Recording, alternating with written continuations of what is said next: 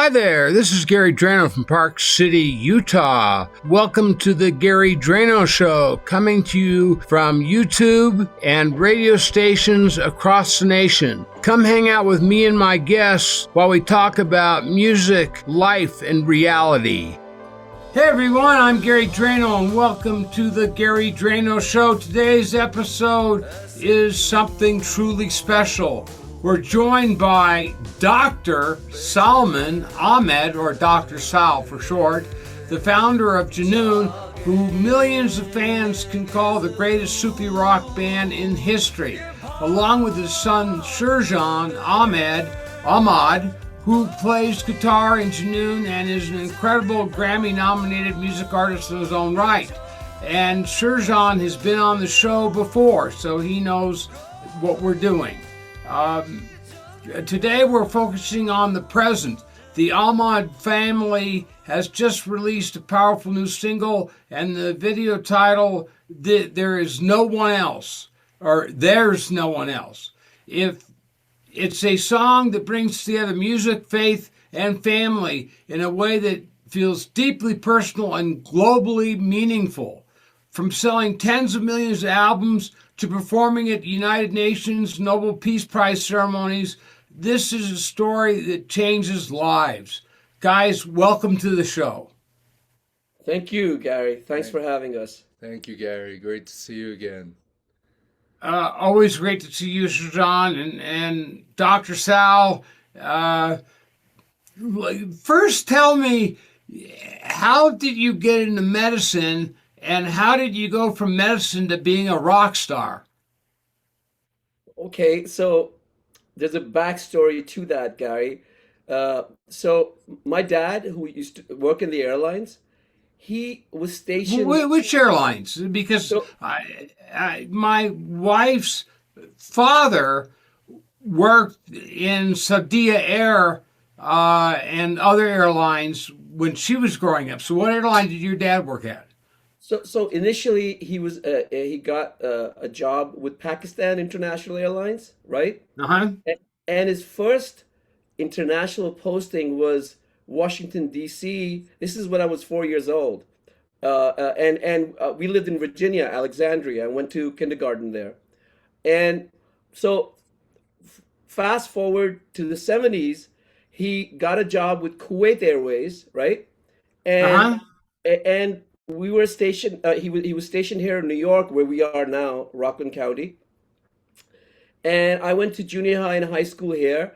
While I was in junior high school, I realized that, man, I'm so out of it. Everyone around me knows either how to play the guitar or bass or trombone or violin, or they can sing. And I just felt like, what do I know? I don't know anything. So Uh-huh. one day on my bus route, on the way back from school, um, and I'm talking about when I was like 12, 13 years old. Um, a friend from junior high, later on high school, Danny Spitz, he went on to join the heavy metal band Anthrax later Uh-huh. on. Wow. And Danny said to me on the bus stop, he said, Sal, dude, you gotta get cool. And I said to Danny, what's cool? And he took out this red ticket from his back pocket. And he said, if you buy this ticket from me, you shall become cool. And I said, what is the ticket? And he said, it's for a rock concert at Madison Square Garden, and it's for a Monday night. And if you want to become cool, you got to buy this ticket. So in my head, I'm thinking, my conservative mother, me going to a rock concert, this is not going to happen. This is not Yeah. going to fly. But my heart said, buy the ticket. So I bought the ticket, and I told my mother that there's a school class trip to Madison Square Garden, which wasn't completely untruth because a lot of people were going from the school. And so I told my mother that, can you drive me to the You garden? said it was a school trip? Yeah, I said it's a school trip. So, because otherwise there was no way I was going to be allowed to go on my own to Madison Square Garden to see a rock concert. So my mother said, okay, well, you got to dress up. So Pakistani American kids, 12, 13 years old. I wore a yellow floral shirt, uh, red striped pants, black boots. I was dressed up for a birthday party. So my mother takes me into New York City, which is about 45 minutes from where we live, where we are right now. And I got out 2 blocks away. I started walking down the sidewalk, and there are thousands and thousands of kids with torn jeans, peace signs, and Even then, huh? well, yeah, I'm talking about 1977, so we're going Yeah, back a yeah. little. Okay. Uh, So, And their expression said dazed and confused. Now you know where I'm going with this. okay. So I go, and on the Jumbotron, it says Led Zeppelin live in concert. So my first ever show, was watching Jimmy Page play this double-headed guitar. With his guitar down around his belt. Yeah, and dragons painted on his pants, and red, blue, purple laser lights hitting him, and he's going bum bum bum bum bum ba-da-dum, ba-da-dum, bum ba-da-dum, ba-da-dum, bum bum Bum, bum. bum, bum. And the entire garden's going Kashmir. I was like, what is going on? So that's when that's the backstory here. I went home. I told my mother I have to buy a guitar. Okay. Now my mother, she's from the And time then I you're was you're you're 13, 14 here, right? right now I'm 13. Yeah, I'm 13. Yeah. So Because that's so that's exactly when I got my first guitar. right. Did you also watch Zeppelin or see? No, what happened? I'll tell you my story. Let's finish your story and I'll tell you my story. Okay, so what happens is my mom, for all those people, who watch your show, like if you come from Pakistan or a South Asian country like India or Bangladesh, your parents just want you to become doctors, okay? Doctors, lawyers, or accountants. Engineers. So my mother said to me from the age of 6, beta, that means son, either you can become a doctor or you can become a doctor. And there was no other like focus. And me saying to her, I want to buy a guitar, she said, oh, really? Well, she said, we're here in New York. Everybody works for a living. And if you want to save up enough money, how much does it cost? I said 245 or 249, the one that I was going to get. She said, well, get a job. She thought within 6 days, I'm going to forget about the guitar and that'll be the end. But I have OCD, as you know, which is I didn't know that, but well, okay. I mean, I'm diagnosing myself because I went to this Blauvelt Coach Diner at Route 303 where Bruce Springsteen recorded just behind that at 914 Studios. He recorded Born to Run. The Hmm. waitress told me that. So I got a job as a busboy at the Blauvelt Coach Diner, and I worked there for 6 months, Gary, at $1.25 plus tips an hour. And I saved up about close to $200 in those What six. what was the guitar of your choice? So, well, I saw Jimmy Page play that Sunburst Les Paul at the show. Oh, okay. But that was way out of my price Yeah, range. yeah, especially at 58, 59, right?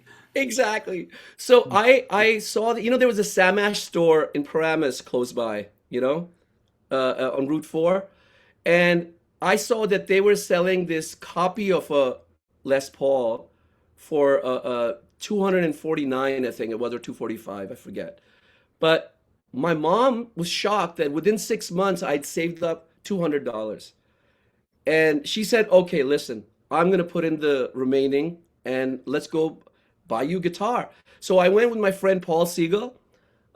We were he was in a garage band, and I was a roadie to Paul.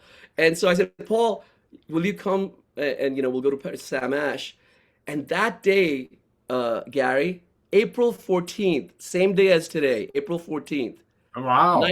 48 years ago, 1978, we went to It went to was Sam more than Ash. 28 years ago, man. No, I said 48, man. I said 28. I'm going, man. So I got my guitar, and then I was locked inside my room for 14 hours a day. Moment I come back from school, I'm just wailing. I'm wood shedding, and I listen to Well, what Hendrix. did you finally get? Well, like I said, it was a Carlo Rovelli copy of Oh, for Les Paul. Yeah, okay. yeah. But and look, I'm 14 years old then, right? 13, 14. I Did just you wanted. did you you obviously got an amp too, right? No, I didn't have any money. So for like, so basically for yeah, for like a year, I just had that electric, and I would just, I watched A Hard Day's Night. I watched Help.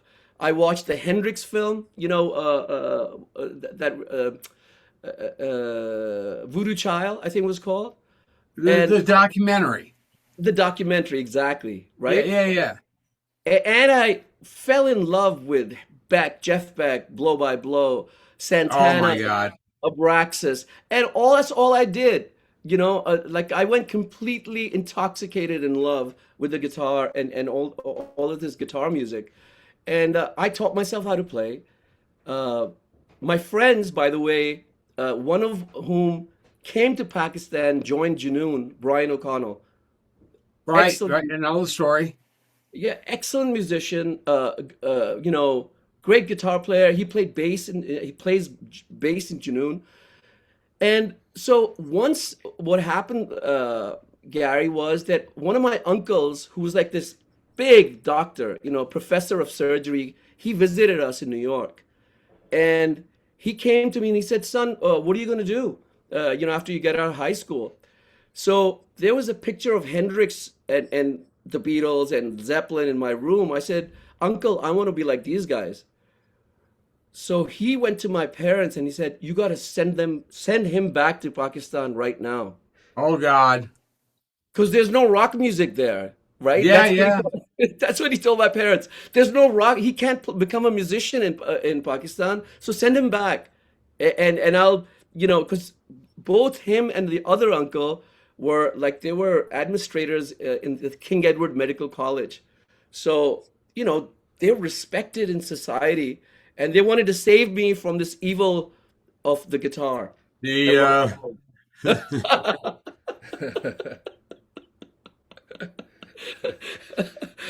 I saw Spock do that, so I said, yes. So, live long and prosper and play rock and roll. long live rock. So Gary, so was thrust back into Pakistan, which was under a military dictatorship. It Mm. was that kingdom of darkness, and I thought I was going to go crazy. That's when I started 7 underground bands there, two of whom, Vital Signs, the one I joined, and then after leaving Vital Signs, started Jadoon, became the biggest bands in that region. Uh, you created Janoon, which is considered the U2 of South Asia. And as some people have named you and your band, or some people have named you and your band, the U2 of South Asia. But now this single with the video is family centered. What inspired that shift? But before we get to that, hold that, put a pin in that, and let's finish the story of how these underground bands were the genesis of Janoon. Yeah, so Gary, all I learned here while I was in high school, because I was in this garage band with Brian, Paul Siegel, Scott Silver on drums, Joy Schloss, Nina Gilman. Being in a band. I mean, for all those people who are not born prior to, let's say, the 2000s, like being in a garage band was a badge of honor, Oh in yeah. school. And so what we used to do, like in Eclipse, that was the name of our band. Initially, I was a roadie because I wasn't good enough, And then our bass player, Richard Silverman, he had enough of that and he went on. So Brian said to me, Sal, we need a bass player, you know? We're going to take a 2-minute break. We'll be right back. So don't go anywhere.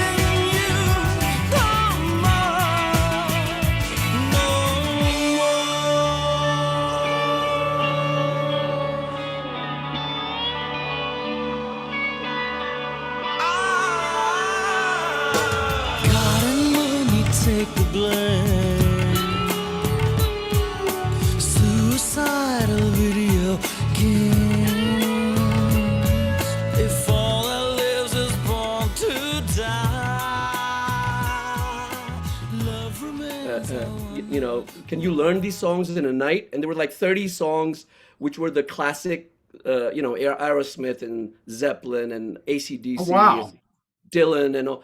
And so that night, all I did was you know, da-da-ga-da, da-da-ga-da, dum, da-da-ga-da, da-da-da-da, da-da, da-da-ga-da, da-da-da-da, dum, da-da-ga-da. I learned all the songs in the night. And so Brian and Paul and the rest of the band said, okay, you're the bass player.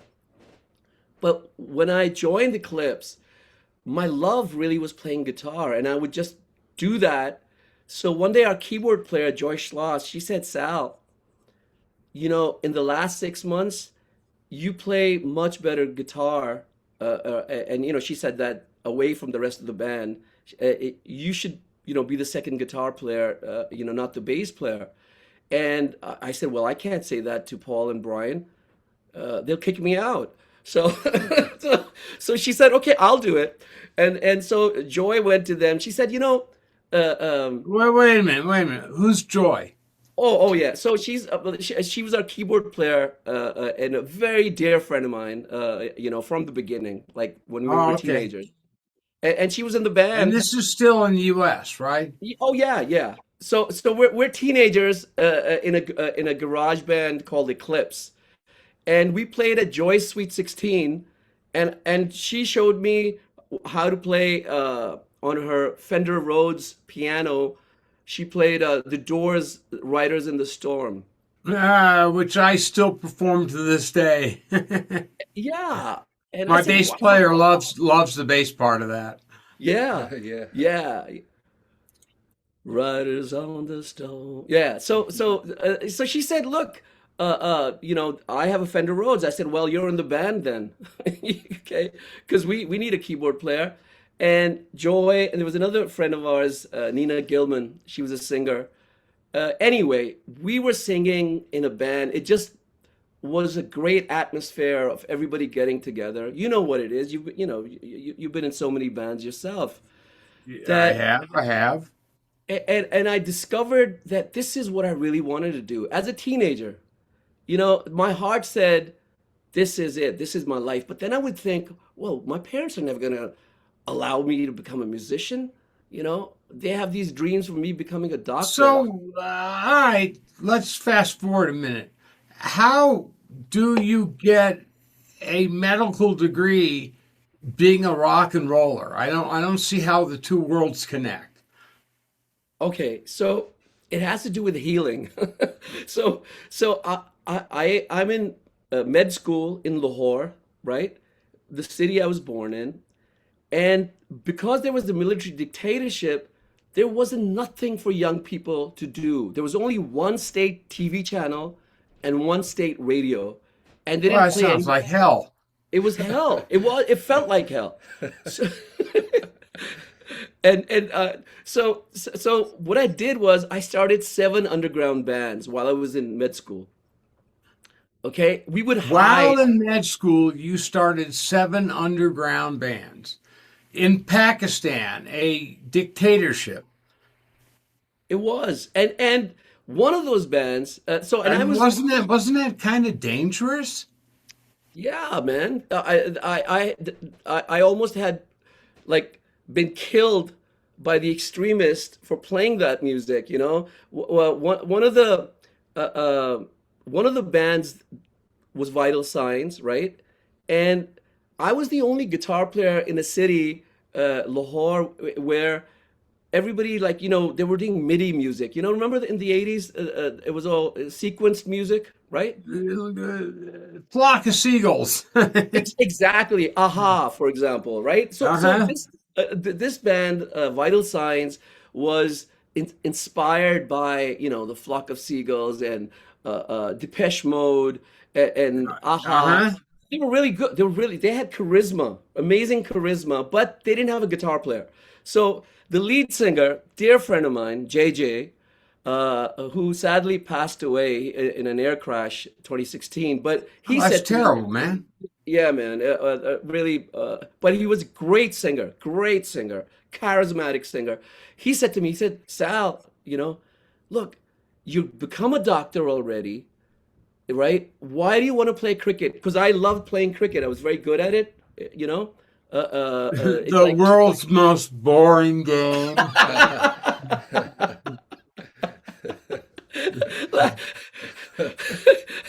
Gary, if you haven't understood cricket, you haven't lived, man.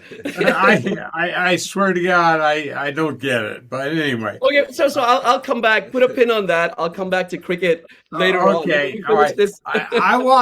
I watched a Indian film, I believe it was Bollywood. Lagan, And Lagan. yeah, Yeah, about the Indians playing the British, Yeah. and the Indians win, and if they win, they get something. I forgot what it tax was, but relief. They get tax relief. it was a great movie. Yes, The yes, singing was awesome. yeah, But yeah. anyways, continue. So uh, now the thing was, JJ told me, and I got to give him credit because I just took music for granted that I know how to play the guitar. But he said, Salman, if you join our band, Vital Signs, your life is going to change. Just like what Danny Spitz said to me when he said, you buy this red ticket for me to see, a rock concert at Madison Square Garden, your life will change. So I said, okay. So I went with him and we recorded 12 like original songs. Like up till then, we were just a cover band. I mean, all the bands I was in, we were playing Western cover songs, right?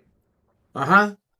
But with Vital Signs, what interested me was because I always wanted to be a recording artist, like the Beatles and the Stones and Zeppelin. So, And where do you have the opportunity to record in Pakistan? so I'll tell you, that's a great question. So I went with JJ to meet the other two guys, and Ruhail Hayat, very talented, composer, arranger, and he understood MIDI. Okay, so Right. he had a 4-track recording machine, right? Mm-hmm. And we recorded these songs, Gary, one of which became is now like the alternative national anthem to Pakistan. It's called Dil Dil Pakistan, right? Heart, Heart, Pakistan. and Okay. that was recorded on a 4 track. On a 4 track, was it a Tascam or what was it? You know, I don't think it was a Tascam. I forget what the make was, But but I it was remember a four this. track. It was a 4 track cassette. So he got us to one of the tracks was used for MIDI, so you could get the keyboards, like the drum machine going on one of the tracks and the keyboard parts playing, and then the rest of us basically overdubbed on it. Now the echo and reverb, like we didn't have any modules, sound modules, so we used the bathroom tiles for the reverb, right? Oh wow! Yeah, and lo and behold, Gary, that song and a couple of other songs, when EMI, which was the only real recording company, there were others, but that was the big one in Karachi. When the managing director of EMI heard those songs, he flipped. He said, "I'm gonna record your album, boys." We said, Wow! What a stroke of luck! Yeah, yeah. And then Gary, that album changed my life because it Vital Signs won. Now, it sounds like an album that Aha or Flock of Seagulls would do, when you listen to the sound of it. But it's got a lead guitar player who finger taps like Eddie Van Halen in some of Really? yeah, in some of the tracks, when I could get a chance to rock out. So I did, and that album really opened up, the band scene in Pakistan. Like when the Vital Signs, you never had a homegrown pop band, rock band, become a gigantic mainstream hit. And by the way, the other thing that happened was, as soon as our song went up, the dictator, General Zia, his plane crashed. I kid you not, the same year. And democracy Oh, came back. oh, that's wild. That's just wild. Um, let's move to Sherjan. Well, back to my question. Um, you've got this new song out called "There's No One Else," which I've listened to about 10 times, and I just love it. And do you say "Hamdallah" in there? Yeah. Yeah, that's what I Hallelujah. thought. Shalom, Alhamdulillah. hamdallah, shalom, hallelujah. Um, uh, so the title is "There's No One Else," and it feels like devotion. Is that devotion to a person, to God, or both? And how does the song connect to your belief that there's no conflict between faith and the electric guitar? Yeah, great question. Gary, the way this song came about was I got this cryptic message on my WhatsApp from a number I didn't recognize. And the person who wrote this said that, it's urgent that I speak with you. And this is the middle of March that this happened. And I said, well, why don't you record a voice message and tell me what you want to talk about, and you know, if it's something I can help with, then I'll reconnect. So this woman, right? She said, I saw you in a dream recording this song, which is about unity, oneness, Interesting. right? And so that Why it's wasn't. interesting is I've got a similar story, but continue. Yeah. So and then she told me, actually, I had her name is Azita, and I had just met her once last year because I was driving a friend to her home. I don't know the family, I don't know them, but she said that you came to our home last year with her friend. And she said, so I saw you in a dream recording this song, which is about oneness, right? And she said that because there is, all hell was breaking loose. This is the middle of March, the bombs going off everywhere. She said, this is a song about peace and only you can write it. And I said to her, I said, I got so much stuff going on. Do you realize how long it takes to record a song? But she was adamant. She said, look, Okay. if anybody can record the song, it's you. So I said, okay, look, I got a lot happening. Nice to talk with you. And if I get an idea, maybe I'll share it.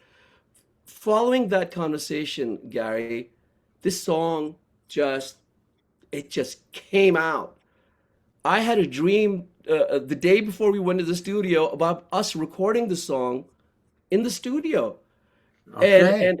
and and the lyrics and the music and the melody all came in one day, all one All day. right. Well, all right. Stick a pin in it. We're going to come back and finish the story about there's no one else, and this is Dr.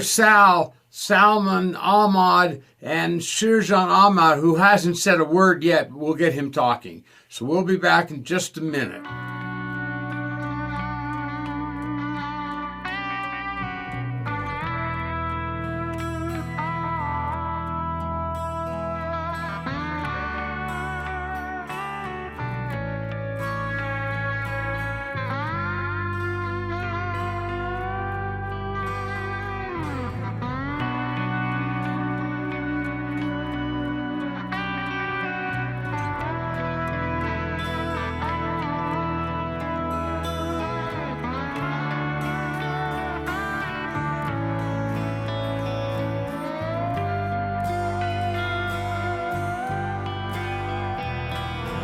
La ilaha illahu hak hak hai qayyum. La ilaha illahu hak hak hai qayyum. La ilaha illahu hak hak hai qayyum. La ilaha illahu hak hak hai qayyum. La ilaha illahu hak hak hai qayyum. La ilaha illahu hak hak hai qayyum. La ilaha illahu hak hak hai qayyum. La ilaha illahu hak hak hai qayyum. And we're back with Sherjan and Salman Ahmad, the rock and roll doctor and philosopher and activist. Sherjan, you played at Wembley Stadium. You currently play with, you recorded on my friend's song, Larry DeVoskin's, what's the name of the song? This new age. This New Age, yeah. You played a killer lead on that. So tell me a little bit about what you're up to these days since we last talked. Yeah, so Gary, it's great to, be back on your show and great to see you. This time, with my dad, who I told you a lot of stories about last time, but it's great to really hear from his perspective and as I told you, when I picked up music, he was the inspiration to play the guitar and start becoming performing artist.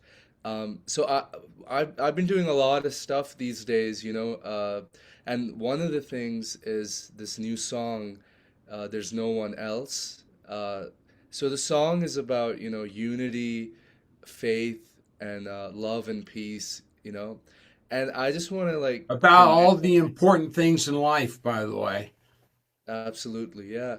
And I just want to connect a lot of these parallels that we have, in our family. Like a lot of the stuff that we do is really about bringing people together.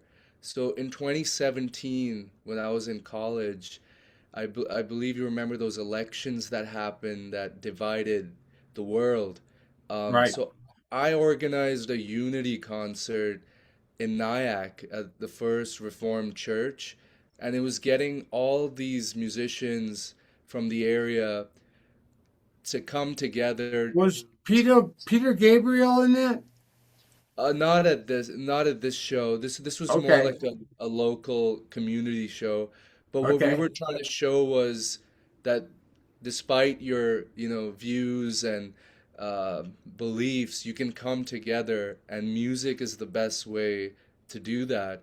And then in 2020, when COVID happened, I did a similar thing, going through really difficult times. So I wrote a song, The Light, getting musicians from the area, and we collaborated on that, and that got a lot of press coverage, that song that we did. And then once again, working on this song, it's just another, reinforcement of what we believe in, which is unity in the world. So that was just a little thing I wanted to share. But the thing that's coming up this Sunday, I was asked to open for this Hollywood renowned actor, musician, Drake Bell. Okay. Actually, you might recognize, he had a hit Nickelodeon TV show, Drake and Josh. Right. Uh, Hmm. so it's pretty huge that they asked me to, open for the show. So that's the latest When development. you say open, who's your band in this? So actually, I'm stripping it down. So it's a solo acoustic Ah, performance. Yeah. So unplugged. it's unplugged vocals, guitars. So more of a intimate, real experience. And when is this happening? This is happening on Sunday, April 19th, So Nyack it's coming Center. right up. It's coming right up. Yeah. Is it going to be videoed? Yeah. So we'll be streaming it, and there'll be video footage. I'll share with you as well. Yeah, please, absolutely. All right, let's get back to Dr. Sal. Uh, uh, did you practice medicine at all? Well, I had to, Gary. So when I went back from New York back to Lahore, like I said, it was a military Well, dictatorship. by the way, hold on a second. Sherjan, were you born in Lahore? Yeah, I was Yeah, that's born. what I thought. Yeah, because I did this video where I had a temple that you said reminded you of Lahore. Yeah, the Uh, Badshai Mosque. right, right. Yeah. Um, anyways, Dr. Sal, go ahead.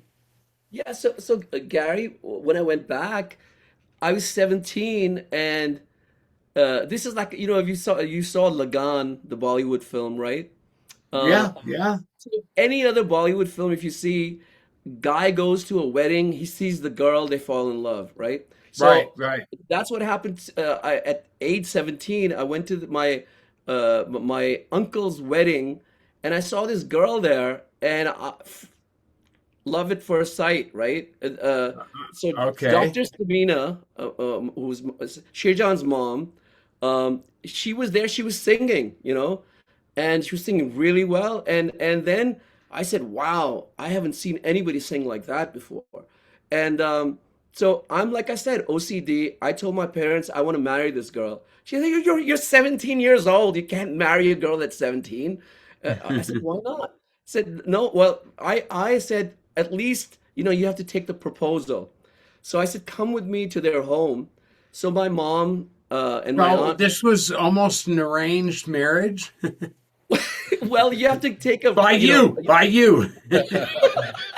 yeah, we were arranging it. So I, Gary, when we went to their home, like she looked at me, meaning Samina's mom, Auntie Nina, she looked at me and she said, "I don't think you're going to become a doctor."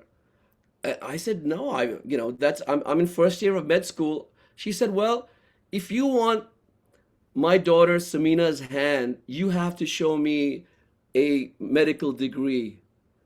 I said, "That's Oh, 5 years." 5 years. Yeah. She said, Okay. "Yeah, that's right. 5 years. So let's talk in 5 years." So, Gary, I waited actually almost 7 years because while I became a doctor, right? But I also started the band, right? And then her mom said, "Nobody makes money from being in a band or being a musician. And so when you show me that you're bringing money in, we'll talk about a wedding date. So it was almost 7 years before we got married. Now, the reason I tell you that is that Samina was is an excellent healer and a doctor. I mean, she's got so many degrees, and because of her, and me going out during med school, actually medicine was pretty easy. Passing the exams because she do a lot of the work. She Oh, okay. Your like she secret weapon. yeah, exactly. And then she was also a very good singer. She's on There's No One Else. Samina's singing. That's the female vocal, and her sister Uh-huh. Aisha. I figured that. And also on There's No One Else, Gary, are my friends from TZ High School. Brian O'Connell on bass and vocals. John Alec, who plays that great slide guitar, as you hear right in the beginning. I thought that was you. But by the way, Yeah. hold on one second. Put a pin in. Let's get back to this. But you play primarily a PRS, right? So on this, I played the Gibson double neck, the one that I saw Jimmy Page play Ah, at the Madison real Square. thing, or an Epiphone. The real thing, yeah, real thing. All right. So I played 12 string on the double neck. John Alec played the 12 string acoustic. I played the solo on the PRS. The solo in the middle, the two solos. So I And was going to ask you, are you a Carlos Santana fan? yeah, man. I mean, look, all of these are my teachers, Carlos and Jimmy, Page and Hendrix, and George Harrison, even John Lennon. Uh, I was going to say I heard a little George Harrison in There's No One Else in the beginning. It sounded a little bit like George Harrison to me at least. well, yeah, very perceptive, Gary, because John Alec, his first ever album was the Concert for Bangladesh, right? Ah, With George Harrison and with all of his friends doing that show at Madison Square Garden for Bangladesh. And his first song that he loved learning was My Sweet Lord, which has that doo doo doo doo doo doo doo doo doo boop boo doo boo doo. That slide solo that George uh-huh, played. uh-huh. And obviously Dave Gilmour as well of Pink Floyd. And John said to me when he finished, he said, "Man, I love the intro, but I got inspired to play this slide part.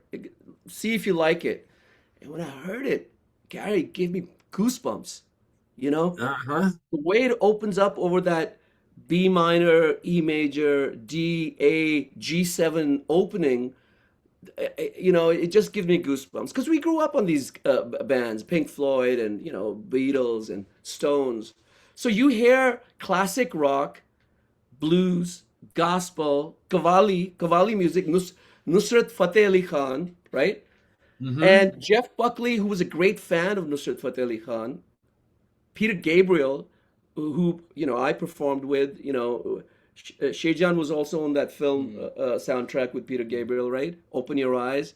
And so it was all my heroes and mentors, that I was channeling through. And there's a little bit of U2 in there as well, if you hear. Yeah, absolutely. Um, is that already released? So it's so on the Janoon YouTube channel. That's our YouTube channel. So Samina then my younger son, Sherjan's younger brother Imran, who's he filmmaker and he is a musician. He played harmonium on the song. He directed the video, but Samina, my wife, and Sherjan, and that's why it's family, friends, faith, fana. Fana is mystical ecstasy, right? Okay. That that's what connects us. So Flow. it's the flow. It's the flow. We were in the flow, and they did this video in one night. That's just what I liked about the video was all the pictures of the family and all the still pictures that were integrated in there. I thought that was really cool.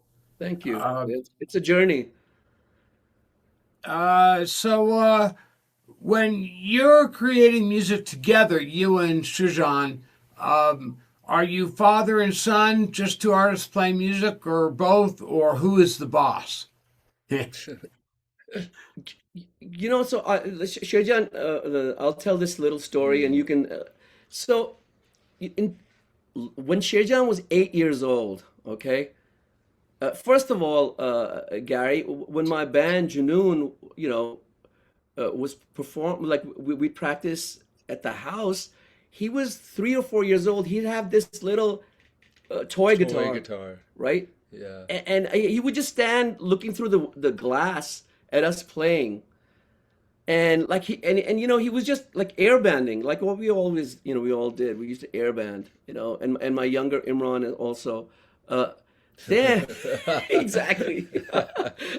I used to do it with a tennis racket, but he had this toy guitar.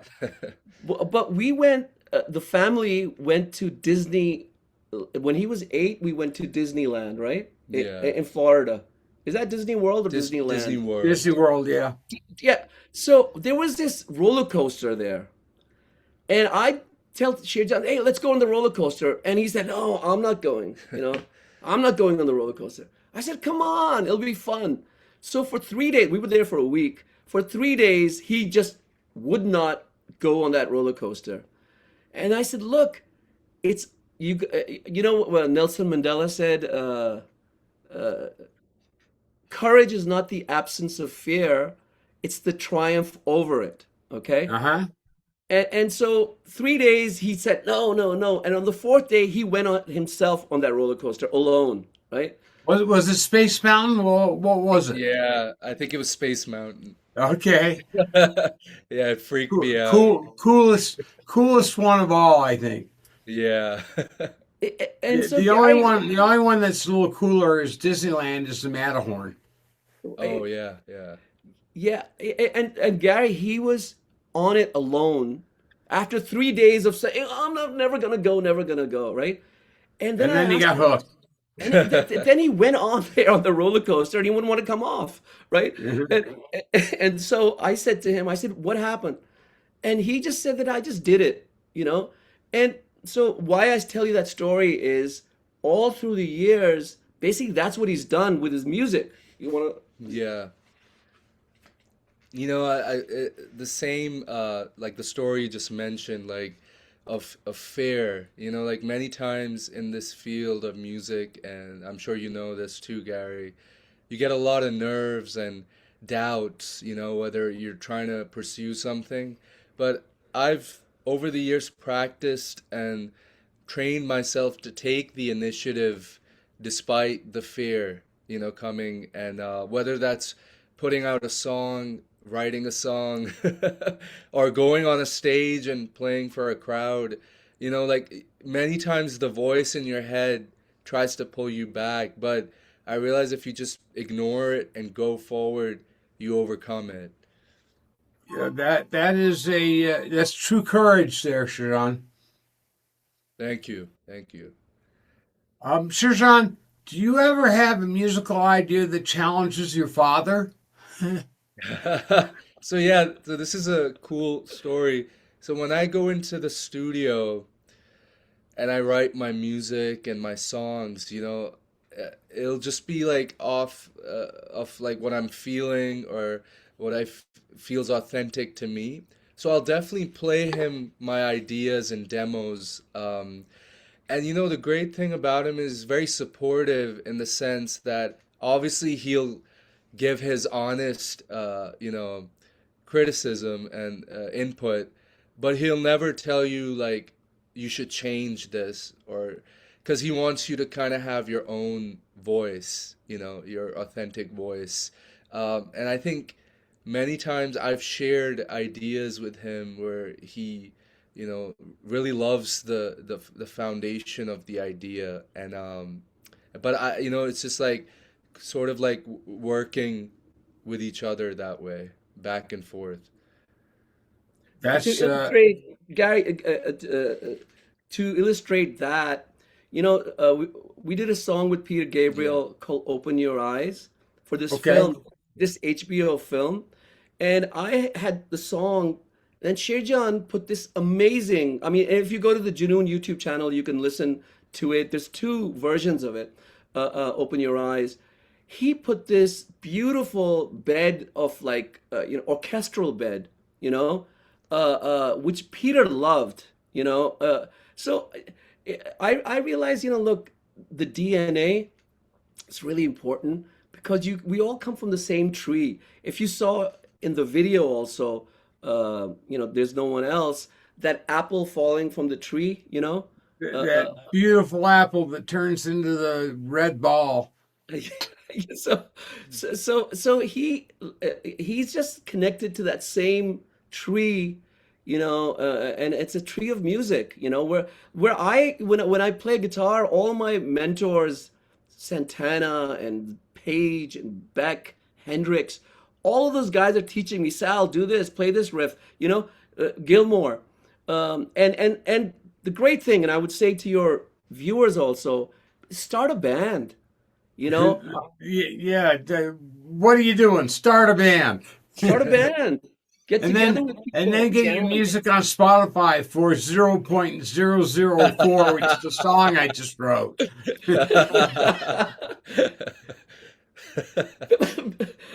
The world we live in today, Sal, I gotta tell you, I was born. Sal, how old are you?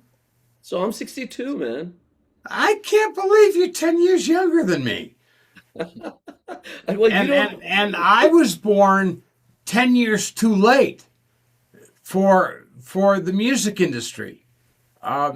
It had already happened by the time so here's my story. Yeah. My mother was driving me up Ventura Boulevard in the San Fernando Valley, the same one that Tom Petty sings about. And this is 1968. This is on my near my birthday. But Cream's live version of Crossroad came on the Oh, radio. yeah, man. Oh, And it hit me like a bolt of lightning. And I said to my mom, turn the car around, take me to Ernie Ball Guitars right now. And she did.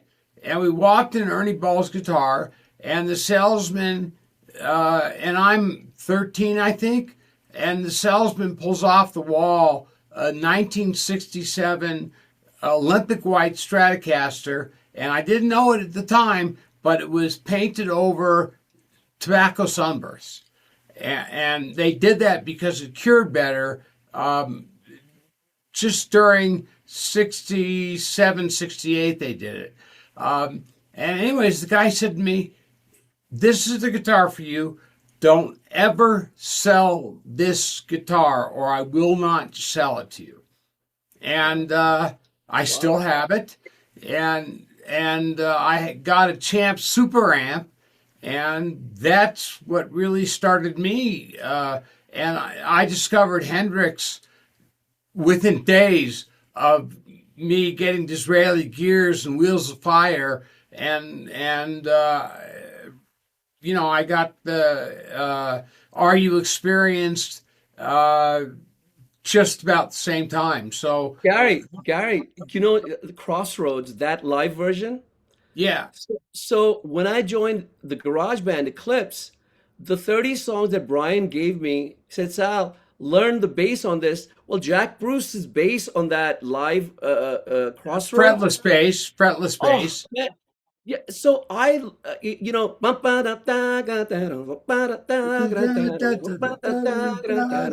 I'll leave on singing down.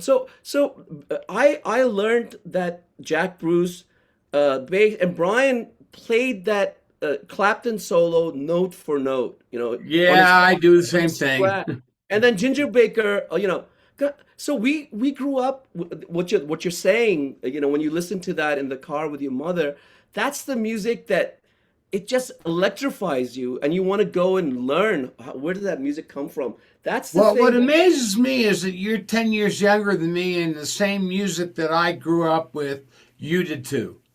But it's timeless and ageless, Yeah. Gary.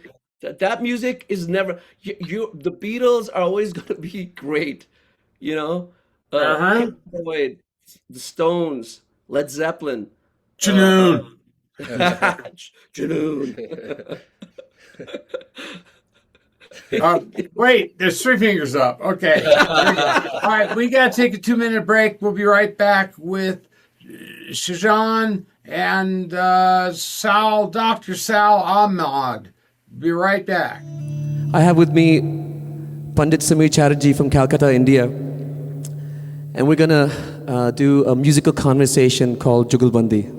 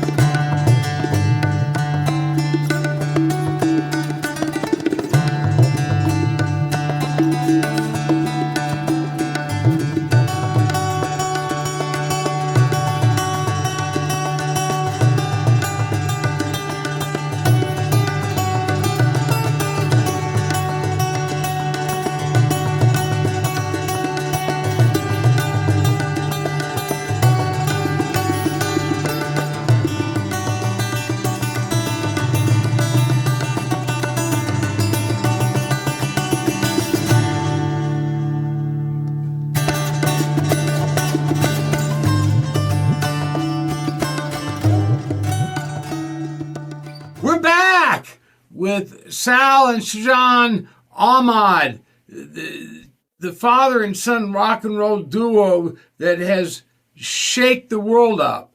And so, guys, what else is going on that is interesting? What new things do you have cooking? So, Gary, Shejan's focusing on his solo career, but at the same time, we're doing, our family, which is SSGWI, Sal Samina Global Wellness Initiative. We provide food, water, and shelter to the most needy. And Wow. for that, we do house events. Like we go into people's homes who love music, and those are fundraisers. Basically, we donate our services. We go, we So you're tell doing them, house concerts? yeah, yeah, yeah, yeah. Oh, that's fantastic. Yeah, and it's great. It's like an MTV Unplugged kind of a scene, at the house concerts, and it's me, Samina, Sherjan, Taylor Simpson on drums, and we also sequence the tracks so you get keys. All you listen to sounds, and those are great because you're doing a great event, for people in need. So that's one of the things I'm really excited about, doing the house events in 2026. And what part of the world are you sending your help to? Yeah, so we do it in the United States as well. We help musicians out as well, but also because the rural areas in Pakistan are devastated. It's so uh, we build 43 family homes.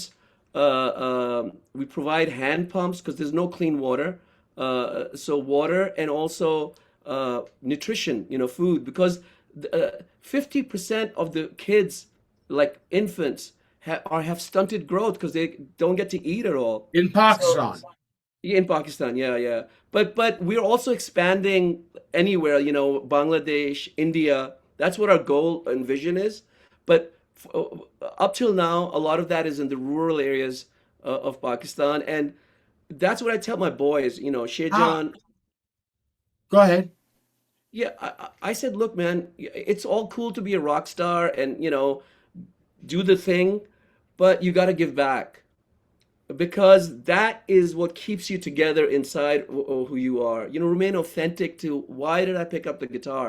So you help other people, so Right.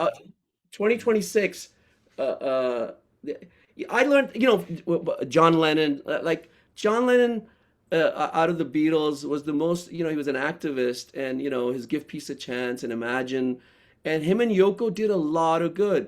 Similarly with Bono of U2 and the whole band, they do work in Africa. George Harrison with Concert for Bangladesh. Uh, Right. so we come from, a lot of people think that's hokey. Well, that's who we are. We love doing that. Well, what's hokey about it? I don't think it's hokey. Well, the other band members I've known in my life think it's hokey. Well, they're dumbasses. Uh, all right, so let's see here. We are at the rapid fire. I'm going to ask 4 questions. Each of you get to answer it with 1 or 2 words. One word to describe there's no one else. Unity. Funna, Unity. Sal, you. funna. Funna. Okay. Most emotional performance of your life. Shazan. I think when I shared the stage with Janoon, because that was the band that inspired me, to play music, and I even opened for that show. Fantastic. Sal. Yeah, it's got to be. I mean, so many, but I guess if I had to pick one, Gary, right after 9/11, we did, Junoon played the first ever rock concert at the United Nations General Assembly. And it was really, because New York is my city, and there was so much, just heartbroken people out there, and we brought them together, through our songs, Sayoni. We also did a Beatles, Hey Jude, and what was the other one we did? Imagine. Yeah. That's Oh, that's really a memorable show at the United Nations, 2001, October. sounds beautiful, man. Um, what does brotherhood mean to you today, Shazan?